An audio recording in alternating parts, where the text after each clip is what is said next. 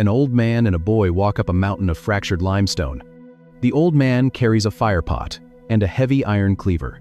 You will hear it sung in massive auditoriums with pulsing lights. You will see it printed on coffee mugs, framed in living rooms. This is the passive form of the same exact verb. It literally translates to, "In the mount of the Lord, he shall be seen."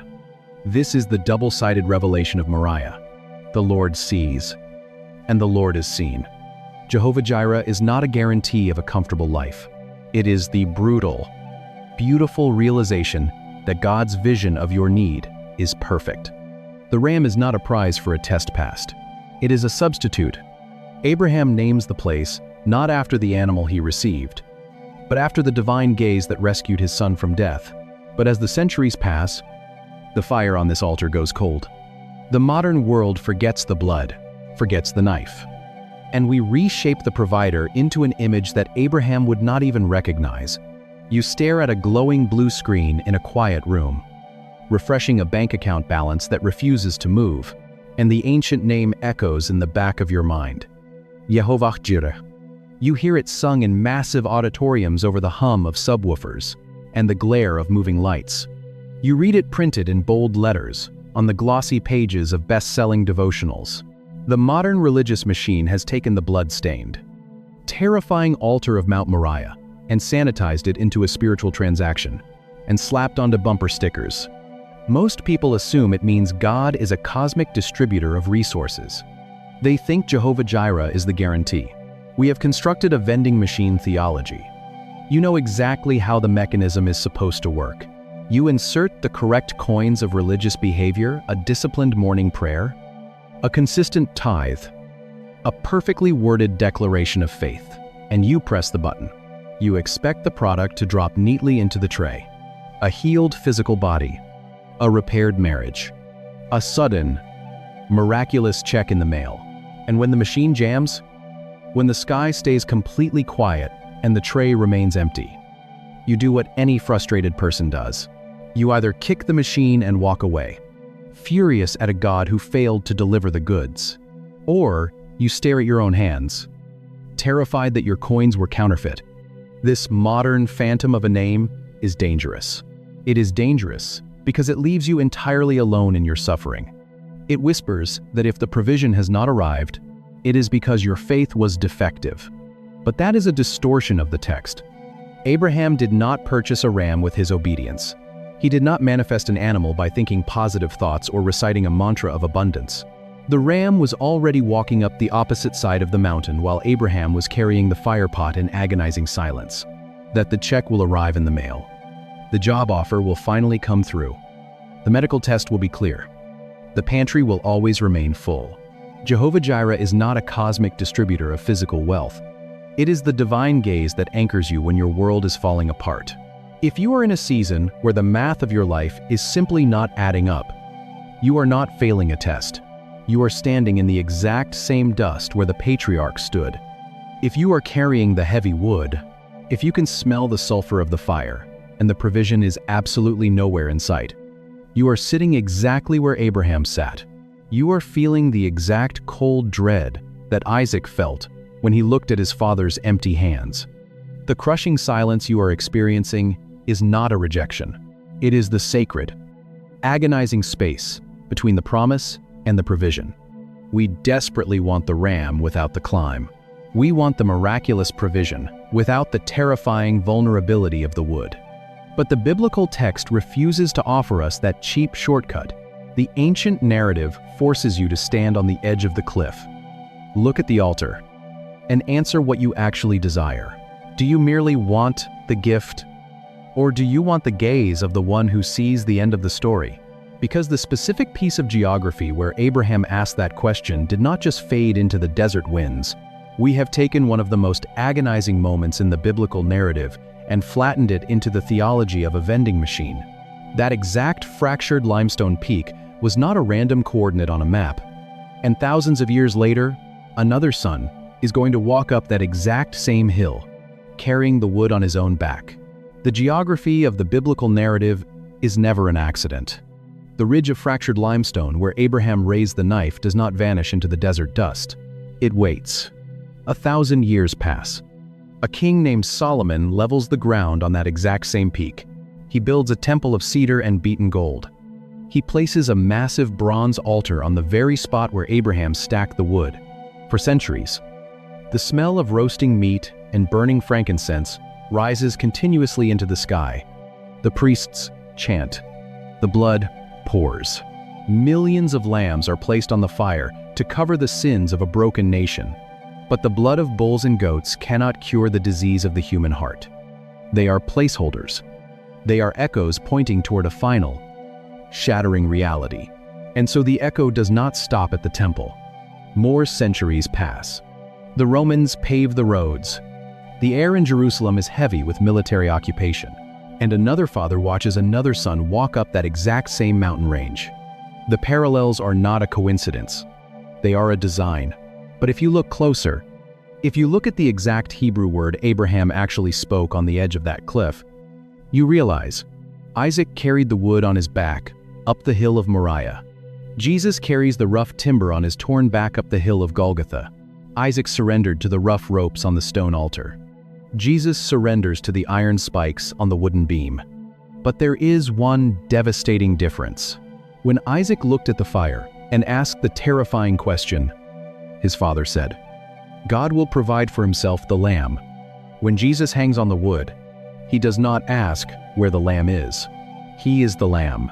You can hear the heavy ring of a Roman hammer driving metal through human flesh. You can feel the sky turn completely, suffocatingly black at noon. The cross is not an accident of Roman politics. It is the fulfillment of a staggering prophecy. When Abraham spoke, the verb ra'ah, God will see for himself a lamb, he was looking down the corridors of history. He was declaring a truth that would eventually require the blood of the divine. On Moriah, the angel yelled from heaven, and the blades stopped in the air. On Golgotha, the heavens are absolutely silent. The hammer falls. Jehovah Jireh is fully realized. The Lord saw the fatal disease of humanity. The modern reading completely misses the weight of what happened. Jehovah Jireh is not a promise of financial security. It is a revelation of sight, and the Lord provided himself as the substitute. But to understand the mechanics of how this gaze actually sustains you today, you have to examine the darkest part of Abraham's story. You have to look at the terrible, empty space between the promise and the ram. The most terrifying part of the Moriah narrative is not the moment the knife is raised. It is the 72 hours of walking that preceded it. When we read Genesis 22, our eyes naturally rush to the climax. We want to skip past the dust and get to the rustling thicket. We want the tension resolved. But if you analyze the temporal structure of the text, the writer forces you to sit in a crushing 3-day delay. From the moment God issues the command to the moment the bronze blade is halted in the air, there is a massive void. The space between the promise and the provision is the most dangerous geography in the human experience. We are a species desperate for instant equilibrium. When a crisis hits, when a medical diagnosis drops, when a financial foundation cracks, when a relationship fractures, we demand an immediate ram. We want the thicket to rustle the very second we feel the pain.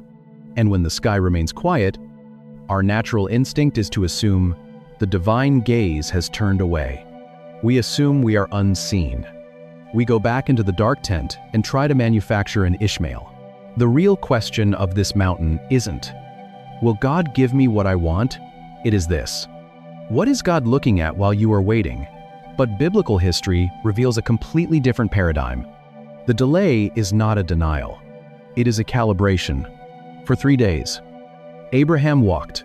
He smelled the campfire smoke in the freezing desert night. He listened to the rhythmic crunch of sandals on gravel.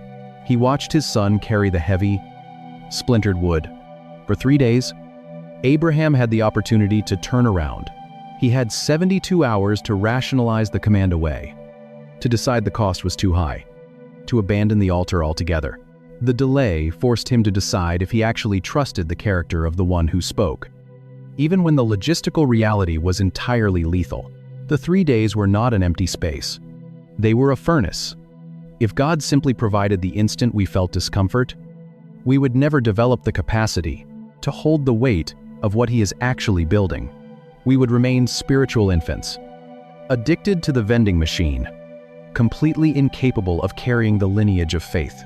The word Ra'ah, the divine gaze, means that God is not just looking at your external lack. He is looking at the internal architecture being forged in the waiting. He is watching the slow, agonizing death of your reliance on yourself. The God who sees is deeply invested in who you become while you are walking up the mountain. But how does this ancient revelation actually land in your chest right now?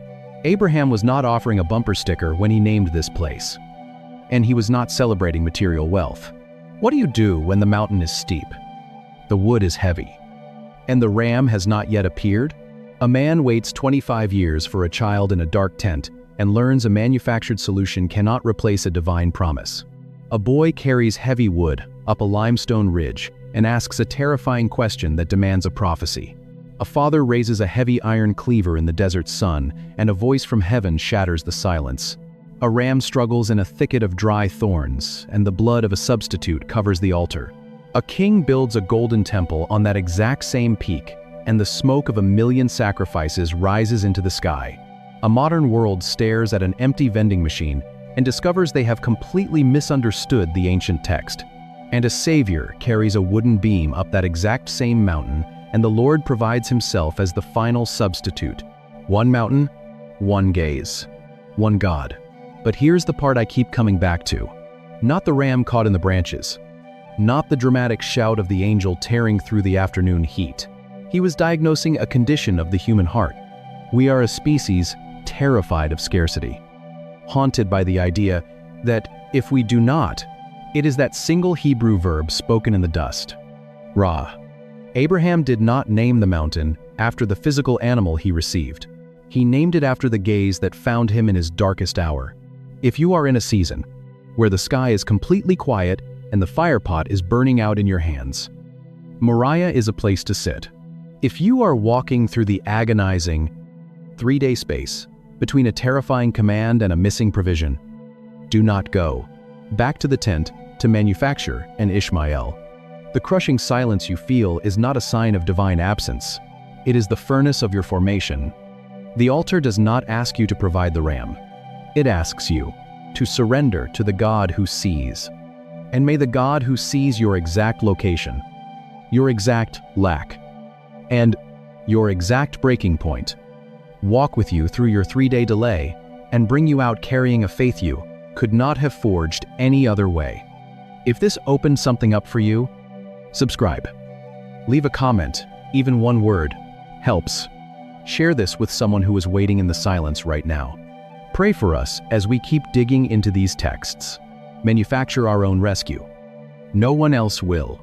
This name was forged to dismantle that exact terror. The boy carries enough wood to burn a human body, the rough bark digging into the skin of his shoulder. But to feel the weight of this title, you cannot start with the ram caught in the thicket. You have to step back, 25 years before the mountain, to a tent in the dark, with a man who decided he could no longer wait for God to act. In the ancient Near East, a man without an heir is a man who vanishes the moment his breath stops. Abram is staggeringly wealthy.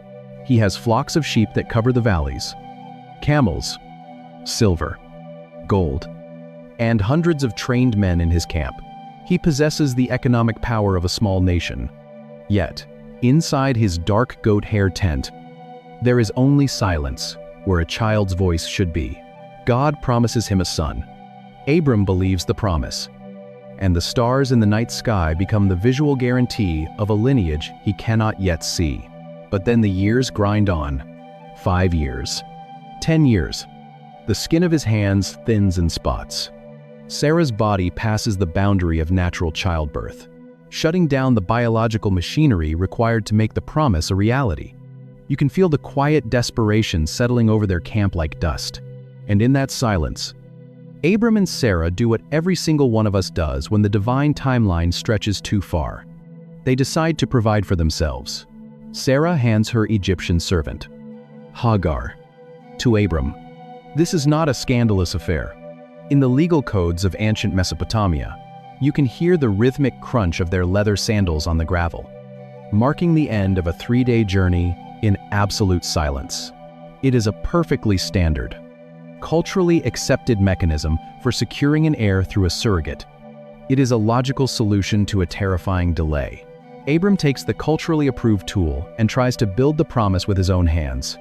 Ishmael is born. But Ishmael is not a victory of faith. He is a manufactured provision. He is the living, breathing result of humanity deciding that the creator of the universe is moving a little too slowly and requires our logistical assistance. Yet God rejects the shortcut. He waits until Abram is 100 years old, until Sarah's womb is completely, medically dead, to deliver the true promise. Isaac is born. His name means laughter. He is the walking, breathing proof that God does not need our help to do the impossible. For over a decade, Abram, now Abraham, watches this boy grow. He watches the boy's shoulders broaden. He watches him learn to walk, to run, to carry wood, to worship. Isaac becomes the center of gravity for Abraham's entire existence. When the command finally comes to take Isaac to the region of Moriah, to lay the boy on the stone, God is not playing a cruel psychological game. He is forcing the patriarch to answer one final question. Are you resting in the provision? Or are you resting in the provider? So they walk for 3 days. And as they near the summit, the sun beats down on their necks. And the desert grit settles deep into the wrinkles of the father's face. The young boy looks at his father, looks at his own hands, and realizes the math of this ritual is not adding up. The trail narrows. The air grows thin. The climb becomes steep. Isaac carries the wood. Abraham carries the fire. The silence stretches between them. It is thick. It is heavy. Every step is an agony. Every crunch of gravel is a countdown. Isaac stops. He drops the bundle of split cedar onto the limestone. He looks at the smoking embers in his father's fire pot. He smells the sulfur and the burning pitch. He looks at the heavy iron cleavers strapped to his father's thigh. He understands the mechanics of a sacrifice. He knows the ritual. He does the math. My father. Abraham freezes. He does not turn around immediately. He grips the handle of the fire pot until his knuckles turn white. He breathes in the dry desert dust. Here I am, my son. Isaac points to the ground. Behold, the fire and the wood. But where is the lamb for a burnt offering? This is the most agonizing question in the entire biblical record. It hangs in the hot wind. It pierces the father's chest. It demands an answer. Abraham looks at his son. He looks at the boy whose birth required a biological miracle. He looks at the living, breathing proof of God's faithfulness. He looks at the laughter of his old age. Abraham has no sheep. He has no ram. He is not taking his son to a festival. He is not leading him up the ridge to show him the borders of an inheritance. He has no backup plan. He has only a knife, a rope, and a devastating command. He speaks a single sentence in response. God will provide for himself the lamb for a burnt offering. My son. Most people read this as a statement of quiet confidence. They think Abraham has a secret loophole. They assume he knows exactly how the afternoon will end. This is not a polite theological platitude. It is a desperate prophecy. Abraham speaks a truth into the void before he has any evidence it is real. He declares a reality he cannot yet see. He binds his heart to a God who brings life from the dead. They pick up the wood. They continue walking. They reach the peak. Abraham builds the altar. He arranges the stones. He lays the wood. He binds his son. The narrative moves with terrifying speed. The tension snaps. The knife goes up in the air. But to understand what Abraham is actually declaring before the blade falls, because when Abraham says the word provide, he does not use a word that means giving. He does not use a word about transferring wealth, or bringing an animal, or dropping a physical resource out of the sky. He uses a word that changes the entire nature of what we are waiting for. He is leading him to an altar, and he fully intends to use the knife. You have probably heard this story. Genesis chapter 22, verse 8. The boy has just asked where the animal is. The father looks at him, standing in the scorching heat, and delivers the answer that will define their faith. God will provide for himself the lamb. The word our English Bibles translate as provide in this verse is the Hebrew verb ra'ah. Ra'ah does not mean to acquire. It does not mean to distribute. It does not mean to give or to supply. The primary, literal meaning of ra'ah is simply this: to see, to look, to perceive. It is the most common Hebrew verb for physical sight, used over 1,200 times in the Old Testament. When you watch a sunset, when you look at an approaching army, when you stare at the smoke of a fire pot, you are doing the action of ra'ah. What Abraham literally says to his son on that ridge is, God will see for himself the lamb. He will look to it. He will fix his eyes upon the need. If the realization that the ancient Hebrew text fundamentally shifts how you understand these famous stories is exactly what you are looking for. You are exactly who this channel is for. You know it as the ultimate test of faith. The terrifying afternoon on Mount Moriah, where Abraham binds Isaac before an angel shatters the silence. Drop a thought in the comments and hit subscribe. Because every week, we go deeper into the text than you knew was possible. So, the linguistic root changes everything about the narrative. We actually encounter this exact concept just a few chapters earlier, involving the very family Abraham fractured, when Hagar, the Egyptian servant, is cast out into the brutal heat of the wilderness to watch her son die of thirst. God meets her at a dry well. He speaks to her. He opens her eyes to a spring of water. But when Hagar gives God a name in Genesis 16:13, she does not call him the God who gives water. She calls him El Roi, the God who sees me. She recognized that the true miracle was not the physical liquid.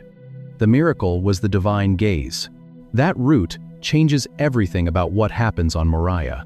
When we talk about God's provision today, we picture a transaction. We imagine a celestial warehouse where God ships out blessings, money, and health to those whose faith is strong enough. We reduce the divine to a supply chain. But the ancient text subverts that completely. Provision is not a transaction, and stops his hand. And you probably know the name that is pulled from the ash and the terror of that day. Jehovah Jireh. It is a gaze.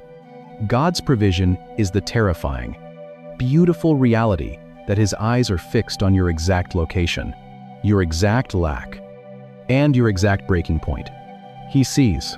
And because he is a God who sees, he is a God who acts. But Abraham is not just speaking a verb to quiet a frightened boy. By the end of this afternoon, that verb is going to become a title that alters the geography of the world forever. Because right now, the heavy bronze blade is still suspended in the air. The iron cleaver catches the afternoon sun. Abraham raises his arm. Isaac closes his eyes against the stone. The rough bark of the cedar presses into his spine. The heat radiates off the limestone. The silence on the mountain is absolute. And then the sky breaks open. Abraham. Abraham, the voice does not whisper. It tears through the fabric of the afternoon. It stops the kinetic energy of a father's grief in a fraction of a second. Do not lay your hand on the boy or do anything to him. For now I know that you fear God, seeing you have not withheld your son, your only son, from me. The heavy metal blade drops. It clatters loudly against the rocks. The Lord provides. It is one of the most famous titles of the divine in the modern world. Abraham falls back. His chest heaves. His hands shake. The dust swirls around his bruised knees. He pulls air into his lungs, and as the ringing in his ears fades, he hears a sound, a rustle in the dry brush, the violent snap of a branch. He turns his head. He looks into the scrub. A hum. It's heavy. Coiled horns are tangled in a dense thicket of thorns. It struggles. It pulls against the sharp branches. It bleats into the hot wind. It was there the whole time. It was climbing the opposite side of the mountain while Abraham walked up in agony. Abraham unties the rough ropes. He pulls his boy off the wood. He walks to the thicket. He takes the ram, brings it to the stones, and places it on the altar. Smoke rises into the clear desert sky. The blood of an animal covers the wood meant for a son. And in that moment of absolute Staggering relief. Abraham looks at the ashes. He looks at his breathing boy, and he gives the mountain a name. Genesis 22:14. So Abraham called the name of that place, "The Lord will provide," as it is said to this day. On the mount of the Lord it shall be provided. But in Hebrew, he names it YHWH, Jireh, Yahweh will see, and the proverb that follows. The phrase English Bibles translate as, "it shall be provided," is the Hebrew word Yerah. Isaac was the beloved, only son of his father. Jesus is the beloved, only begotten son of the Father. You have to freeze the scene. You have to strip away the English translation of his answer to the boy.